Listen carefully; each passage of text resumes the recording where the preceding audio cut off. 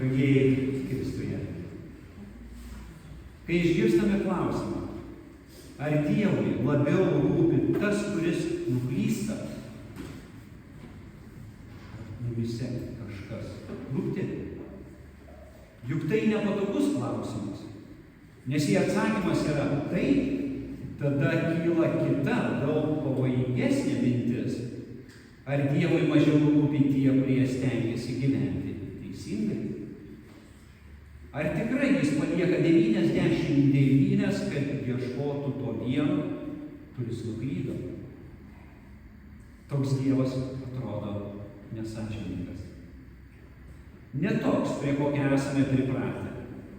Ne toks, kokį norėtume turėti. Juk mes dažnai tikim, kad Dievas turėtų rūpintis tais, kurie laikosi jo įsakymo, lanko bažnyčią, dirba, meldžiasi, aukoja. Tais, kurie nenuklysta. Bet štai Jėzus mums šiandien pasakoja 2 istorijas apie pražuvusią avį ir pamestą drachmą. Ir juose Dievas elgiasi kaip ganytojas, kuris palieka visas kitas avis dėl vienos nuklydusios. Kaip moteris, kuri dėl vienos dingusios monetos apverčia visus namus. Ir kai randa, kviečia švęsti. Ne už visus, už tą vieną, už tą, kuri buvo pasimetusi. Tai ir Dievui iš tiesų labiau rūpi tas, kuris nuklysta. Šiandienos Evangelijos ištrauka prasideda ne nuo dangaus džiaugsmo, o nuo žmogiško murmėjimo. Pas Jėzų rinkdavosi visokie muitininkai, sako Evangelija, ir nusidėjėliai jo pasiklausyti. O fariziejai, rašto aiškintojai, murmėdavo. Štai šitas priima nusidėjėlius ir su jais valgo. Šiandien sakytume, kodėl jis leidžia jiems būti bažnyčioje. Ar jie jau atsivertė? Ar jie atgailavo? Ar jie apskritai nori pasikeisti? Tos pačios mintis kartais sukasi ir mūsų galvose.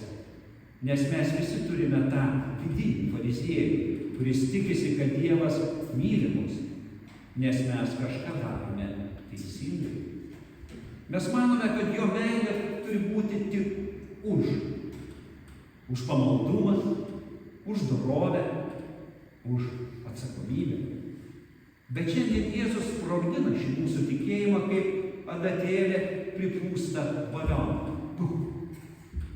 Jo palyginimas su avimi ar pamestu pinigu rodo, Dievo meilė nėra paremta tuo, ką mes padarome, bet tuo, kad mes esame jo. Nusidėjėlis, kuris nuklysta, tai tu ir aš.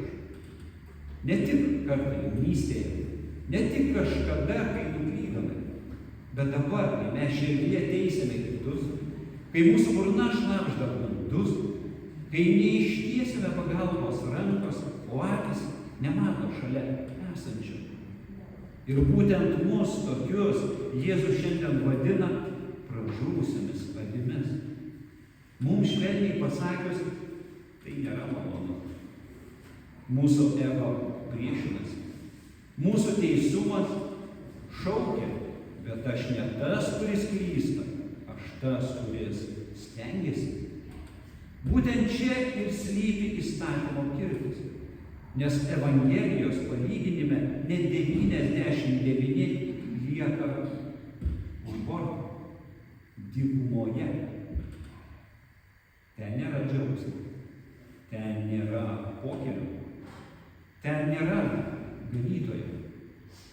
Kodėl? Nes jų širdis pilna pasitikėjimo savimi. Jie mano, kad jų teisumas yra jų nuosavybė.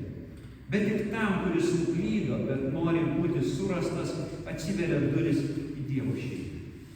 Tik tas, kuris supranta, kad klydo, patiria, ką reiškia būti išgelbėta.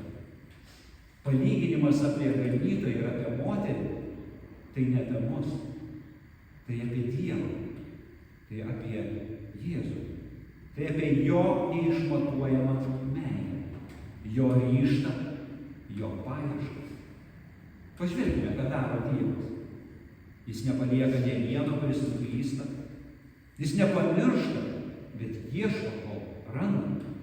Jis nepyksta, bet užsideda ant pečių ir neša. Jis pakelia ir kviečia švęsti. Ir visa tai ne dėl mūsų nuopelnų, o vien dėl jo meilės. Tai ne mūsų kelias į Dievą, bet Dievo kelias į mus.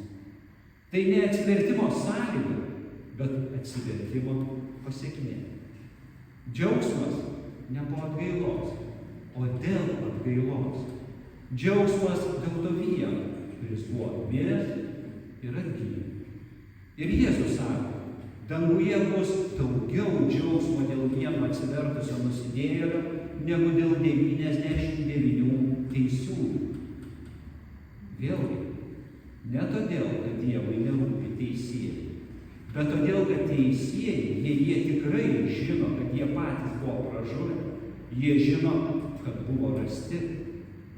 Jie nepasitikė savo jėgomis, jie pasitikė tik Dievo malonę. O jei kas tiki tik savimi, tai vis dar klaidžioja dykumoje. Šiandien Dievas mums visiems sako, tu esi man brangus ne tada, kai klysti, ne tada, kai eini šunkeliais, ne tada, kai gėdijasi grįžti. Aš ieškau tavęs, aš randu tave, aš džiaugiuosi tavimi. Ir būtent šitas Dievo džiaugsmas keičia mūsų širdis.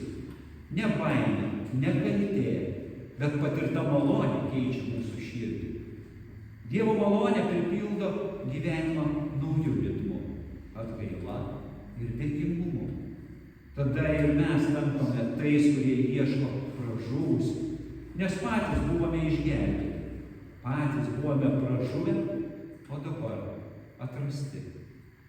Jei Dievas ieško klystančių, tai ir bažnyčia turi būti ta vieta, kur jie gali grįžti. Ne tik grįžti, bet būti sutikti su džiaugsmu, neįtariai, nekeliant sąlygas, nesmerkiant ir nepriekaištaujant, o kviečiant bendrystei prie viešpaties stalo. Jei mūsų širdis prisipildys Evangelijos, mes džiaugsimės kiekvienu, kuris sugrįžta. Net jei jis ne visiškai atitinka mūsų standartus. Dievo džiaugsmas turi tapti mūsų džiaugsmu. Gal pažįstate žmogų, kuris nutolęs nuo Dievo, kuris klysta, kuris klaidžioja, nesmerkite jo. Priimkite jį, kaip Jėzus priimdavo nuklydusius, su meile, tiesa, ištikimybė. Galbūt patys esame ta avis, kuri pasiklydo. Gal ne išoriškai, bet viduje esame pavargę, nebežinome, kaip grįžti. Manome, kad Dievui esame nebeįdomus. Evangelija kviečia nemoralizuoti, bet atsiduoti jo malonei. Tik tada mūsų pamaldumas neatrodys kaip puikybė, bet kaip nuoširdi meilė Dievui ir artimui. Tik tada mūsų gyvenimas bus šviesa, o ne šešėlis kitiems. Tai kaip manote, ar Dievui labiau rūpi tas, kuris klysta? Atsakymas būtų taip, taip, taip. Taip, bet ne todėl, kad klystantis vertingesnis, bet todėl, kad klystantis yra labiau pažeidžiamas, o Dievas visada eina ten, kur labiausiai reikia jo meilės. Kaip mama skuba pasveikinti vaiką, taip ir Dievas skuba mus apkabinti, kai mums blogai. Kaip ganytojas palieka viską, kad surastų vieną paklydusį. Kaip moteris atverčia namus, kad surastų mažytį pinigėlį. Taip Dievas atėjo į šį pasaulį, ne kad surinktų tobulus, bet kad išgelbėtų pražuvusius. Klausimas ne toks, ar Dievas ieško. Klausimas yra, ar mes norime būti surasti. Ir dar daugiau, Ar liksime tarp stebinčių, ar patys kelsimės ir ieškosime. Nes jei Kristus gyvena mūsų širdyje, mes negalime likti abejingais. Mes turime eiti paskui pražūsius, guosti juos ir stiprinti. Nešti Evangeliją ten, kur tamsu, kur skauda, kur niekas nebetiki, kur nebėra vilties. Dievas jau eina.